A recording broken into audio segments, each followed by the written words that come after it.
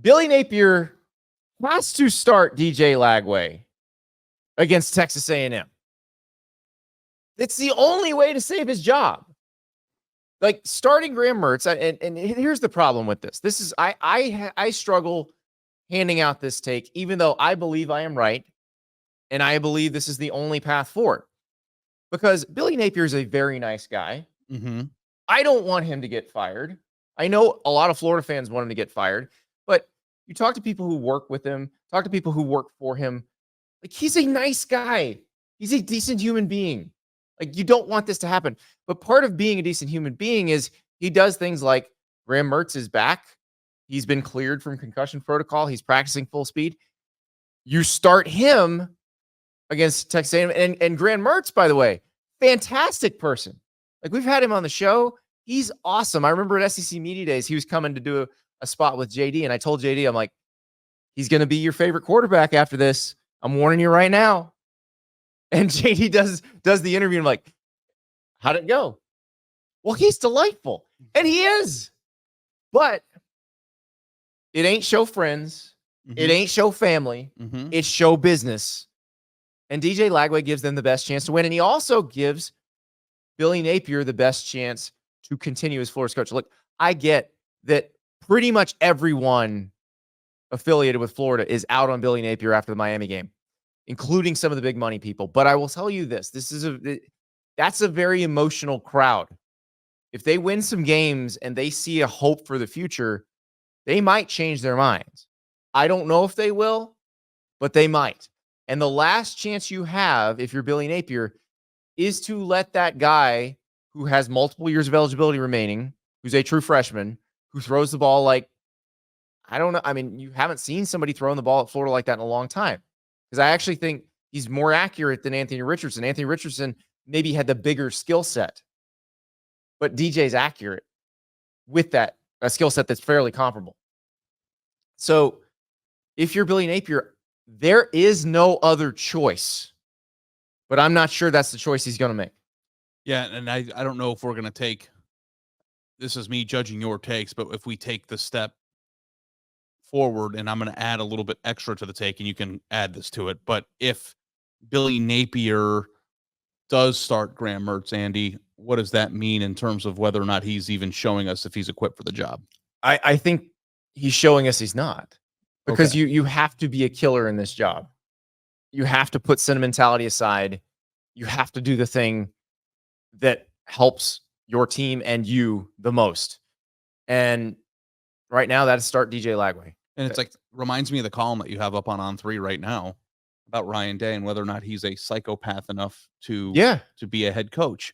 And we mean that in an endearing way. Are you a show business person who will put everything above everything in order to win football games? And you have to have a certain mentality. You have to have a certain ruthlessness, and you have to have a certain way about you in the way that you approach this job. And, you know, I don't know if there's a lot of places at the top for just nice dudes, you know, like Ryan Day's a nice dude. We're going to get a case study this year. And this isn't a Ryan Day conversation, but it reminds me a lot of like, you have a similar type of dynamic of like, your job's on the line, Florida seasons and futures on the line. There's no room for feelings here. Yeah. You know, King Malik in the chat, who has the better QB, Texas A&M or Florida? And which one? Yeah. Are we comparing Connor Wegman to Graham Mertz, or are we comparing Connor Wegman to DJ Lagway? Because I think if it's DJ Lagway, then it's Florida. I mean, I'll rank them 1 through 3 if you want. Go for it. Okay, I'll take, if it was players that I had to take on my team this year, I would take Lagway 1, I would take Wegman 2, and Mertz 3. And there's your answer. And so we'll see what happens, because we have actually Florida and A&M will make their first appearances on the SEC availability report tonight. Yeah, so that's going to be a difference. We're going to figure out really, I think, where Florida stands on Wednesday evening now that the schools are forced and have to give us injury information that is more revelatory than maybe it has been in the past. But Andy, you're in a situation right now as Billy Napier's sitting in his chair. If I, in this studio here in wonderful Nashville, Tennessee, sit next to my best bud, can't give you at least one reason why Graham Mertz should start from a rational standpoint, right? Then why? Why would you do it? And I would love to hear what Billy, if he does it, and I were at that game, I would ask, why did you do that? I had a Florida fan tweet at me earlier this week, and I thought it was interesting. They said, if he starts Graham Mertz, we're gonna boo. And I want you to know we're not booing Graham Mertz. We're booing Billy Napier. Yeah. And they will. And there's going to be no Smithers standing behind you to say it's Boo Earns. They will be booing you, and they'll be letting their feelings be known. Now, listen, we're all going to look incredibly stupid if Graham Mertz starts, balls out, and they I don't think Texas so. A&M. I don't even agree with that. But you and I were there at the Miami game. Yeah. And we've seen what Texas A&M's defensive line looks like, and we've seen what Florida's offensive line looks like, and we've seen what Florida's defensive line looks like. Like Texas A&M on their second center. I understand that. But I don't know that I think Miami's offensive line is very good. I don't know that it's that good that they made Florida's defensive line look completely incapable of anything. Yeah, Cam Ward was basically not touched in that game. Yeah. We were sitting in the press box watching it. I was just like, are they going to even make him sweat? Like, we're talking about going on the road to the swamp, and we've been analyzing how much of a test this is going to be for somebody who's at a new program going into an SEC environment. And it was very easy for him to pick Florida apart because he wasn't touched. So that is a realistic thing. But going back to the Mertz thing, Andy, as you were talking, it's like Florida plays A&M. They start Graham Mertz. Graham Mertz throws for 220 yards and 2 touchdowns, no turnovers, and they win. Like, that is still in your mind the right call? If was he vindicated there, or he's vindicated for this week? The question is, then they start Mertz next week, and then it's back to some of the stuff that we've seen, and they lose. Like, I don't know that this is a short-term thing. This is we're not talking about go win the A&M game. And I guess maybe for him, if he's in a position where every single loss that piles up on their resume now is a potential job-ending loss. But I'm thinking, if I'm Billy Napier, I want to do everything I can to make this season about hope and progress. Mm-hmm. And I don't think that beating A&M in a 1.5 point spread game with the quarterback that was on your team last year that won some games like this really does prove anything when it comes to whether or not you've and that's the thing. If DJ Lagway is going to save Billy Napier's job, if Billy Napier is going to save his job, winning against Texas A&M is the minimum.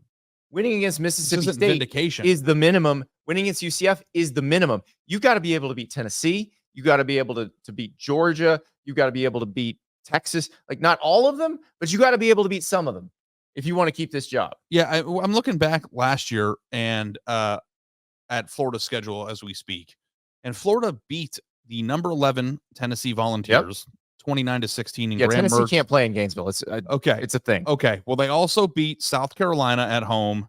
No, they beat South Carolina on the road. Sorry, on the road. In a game where that was back and forth. Neither team played defense.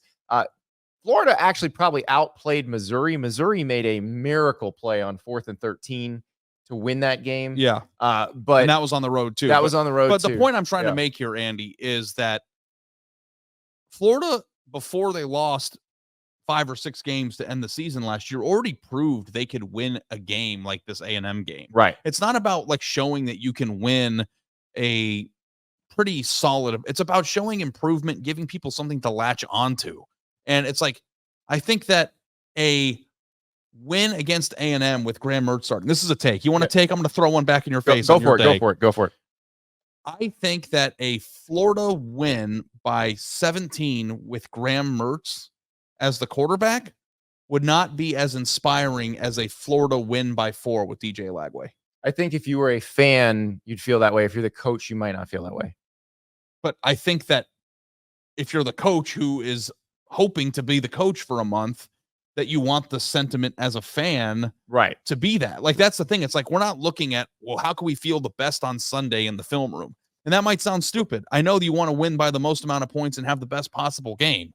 But from a perception standpoint, for a passion standpoint, this win, a 17-point win over A&M, does not help you escape apathy. Apathy is the enemy here. Mm-hmm. You want enthusiasm. You want people to want to come to the games to see something. The people who write 7-figure checks, are the biggest fans. Yeah, that's what I'm saying. They're the Like, most passionate who do you fans. want? What do you want people to talk about at dinner? Wow, we really turned it around. Graham, like they're at their steakhouses after the game that night with all their nice blazers and their pipes. You know, that's how I think all boosters are, by the way. You think they all smoke pipes? They all smoke pipes.